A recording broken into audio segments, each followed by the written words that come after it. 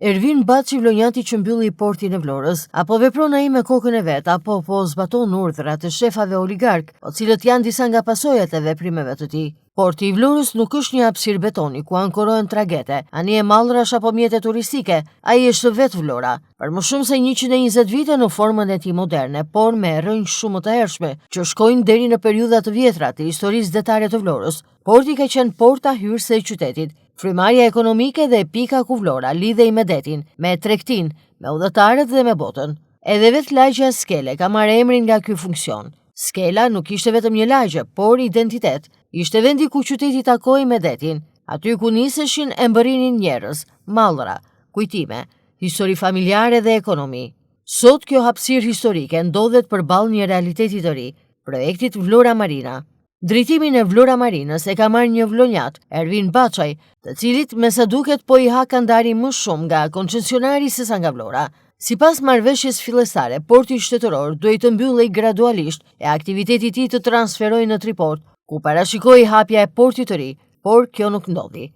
Triporti nuk u bë gati në kohë, porti shtetëror nuk u zhvendos plotësisht, ndërsa Vlora Marina vijoi të zgjerohej në të njëjtën hapësirë ku ende funksionojnë trageti, terminali pasagjerëve, anijet e mallrave dhe mjetet turistike. Kështu në vend të një ndarjeje të qartë mes portit tregtar, portit të pasagjerëve dhe marinës turistike, sot të gjitha janë detyruar të bashkëjetojnë në të njëjtin mjedis. E kjo bashkëjetesë po prodhon probleme të dukshme. Problemi i parë lidhet me ankorimin e tragetit dhe anijes së Çimentos. Hapësira ku ato operojnë janë ngushtuar ndjeshëm. Terminali dhe infrastruktura ekzistuese duken sot si dy struktura të huaja brenda shtëpisë së tyre. Porti që dikur ishte zoti i hapësirës së vet, sot duket i shtyr në cep, i ngushtuar e i detyruar të përshtatet me ritmin e një projekti tjetër.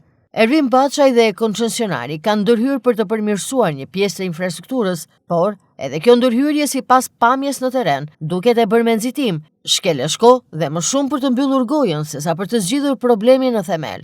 Porti ka nevojë për zgjidhje funksionale, jo për arnime të përkohshme. Jemi në kalatën e tragetit portit Vlorës, e vetmja kalatë e ngelur, dhe vëmë re që privati, koncesionari ka investuar. Pra dhe këtu ku ndodhemi, koncesionari është treguar, le të themi, zemër gjerë dhe ja ka lënë portit në përdorim këtë, se dhe kjo është pjesë e koncesionarit.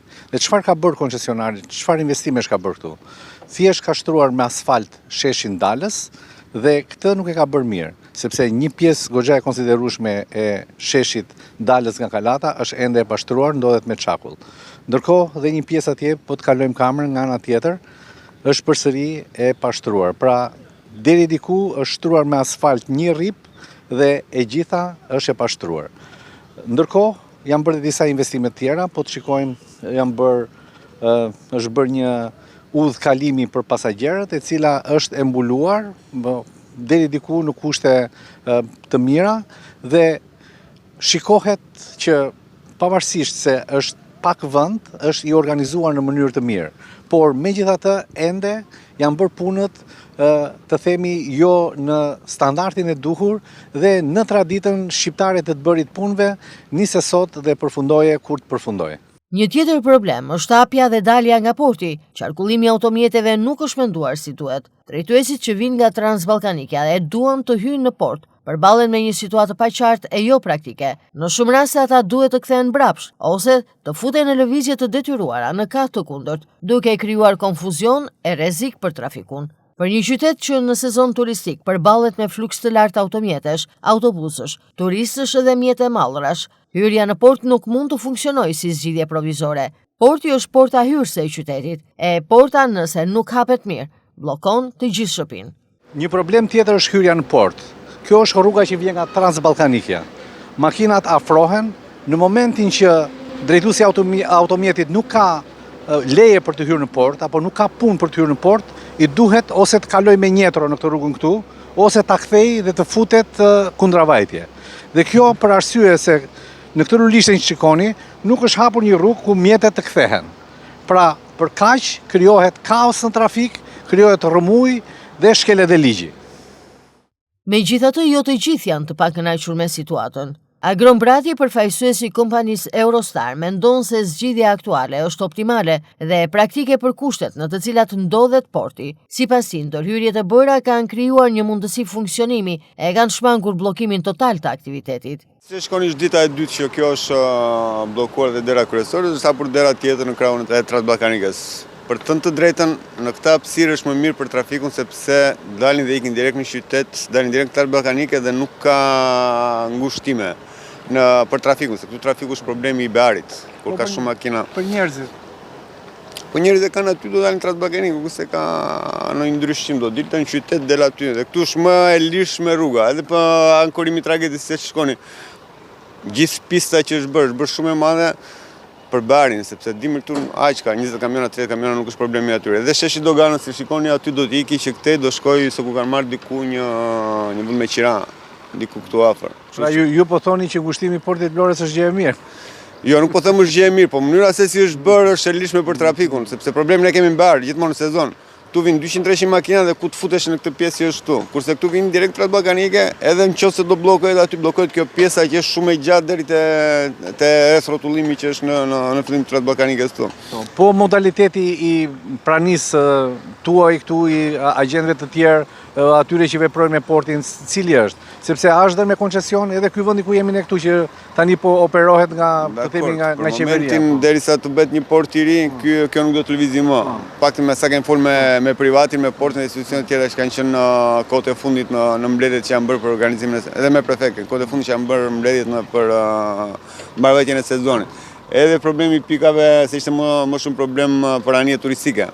Kanë kaluar te moli zero andaj te moli i ri që është bërë. Dhe pak a shumë zgjidhur në këtë mënyrë. Nuk mos ta shikojmë tragjike, mbylljen e portit Tej. Se mbyllja e portit Tej është bllokim trafiku për gjithë pjesën e rrethit të skelës. Aty bëjnë lami. Kurse këtu është më lehtë. Ne nuk e shikojmë nga ndërveprimi mënyra si punohet porti, e shikoni më mirë që punoni këtu për ditë, ndërsa ne e shohim nga pikpamja fizike e zënies së vendit. Pra ky duket sikur është porti Vlorës një vend i vogël dhe pjesa tjetër. Pjesa që po shikoni këtu do hapet e gjithë kjo. Edhe kjo baranga që ka qenë këtu përpara do hiqet, do bëhet një edhe kjo do bëhet një tip piste tragedisë që ka qenë. Kjo pista që ishte parkim më lart, po bëhet tu, nuk se ka ndonjë ndryshim. Për mua është më e lirshme dhe më e mirë për bllokimin e trafikut. Problemi kryesor është problemi që ngelet tani janë to agjencitë që kanë ngelur këtu, se dhe ne si agjencie me aty për jashtë do t'i bësh rreth rrotull, do parë në një mundësi tani po flasim me portin, mos bëjmë check-in këtu nga ky krau tjetër këtej. Gjërat e tjera janë normale, nuk kemi. Po për sa i përket triportit, keni informacion kur do fillojë, si do vazhdojë, çfarë po ndodh? Kanë filluar punime, po se kur do mbarojnë nuk e dim, sepse gjithmonë fillojnë punime, po nuk dihet mbarimin. Shpresojmë të mbarojnë në vit e gjysmë, siç kanë thënë. Siç kemi dëgjuar dhe ne nuk se kemi gjë të konfirmuar apo ku diun. Është thuhet për një vit e gjysmë të mbarojnë. Por problemet nuk mbarojnë tek terminali dhe hyrja e portit. Në Molin Zero, aty ku aktualisht nisen anjet turistike, situata është po aq e ndërlikuar. Këtu jemi tek Moli Zero ku nisen anjet turistike, tek Moli i ri. Këtë vit nisen anjet turistike se vitin e shkuar ky mol qëndroi gjatë gjithë kohës i bllokuar. Por dashamirësia dhe bamirësia e investitorit strategjik bëri që këtë vit moli të hapej. Sigurisht edhe protesta e të gjithë operatorëve të anije turistike dhe tani jemi në këto kushte. Moli është deri diku në kushte optimale, megjithatë vazhdon të ketë problematika. Për shembull, duket që ka pjesë të papërfunduara, kabllot e energjisë elektrike dhe tubacionet e ujit janë anash të pambyllura ende. Ndërkohë, operatorët turistik ankohen për dy problematika. E para është mungesa e energjisë elektrike dhe dyta është mungesa e ujit. Dhe sigurisht edhe këto problemet e tjera të infrastrukturës së paplotësuar, ku turistët nuk arrin dot, domethënë, të ecin deri në fund në kushte optimale, por sigurisht, domethënë, këto janë probleme të vogla në krahasim me ato që janë parë. Megjithatë, problemi kryesor dhe më i madhi është pasiguria.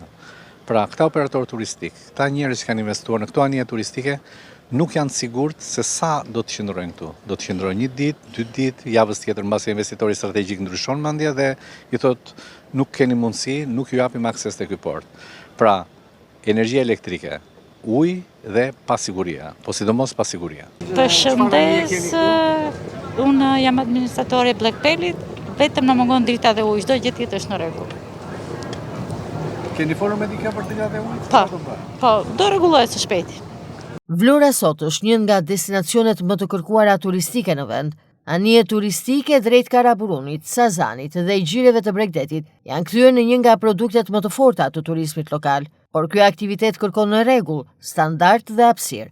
Nuk mund të zhvillohet mes zgjidhjeve të përkushme dhe kufizimeve të përditshme. Në fund, çështja nuk është nëse Vlora duhet të ketë një marinë moderne. Një qytet bregdetar si Vlora ka nevojë për marinë moderne, e port modern po ashtu të aksesueshëm për të gjithë, jo vetëm për oligarkët dhe pasanikët, të cilët pretendojnë t'u adim për nder kur na japin gjën që ishte jona, para se të na e merrnin.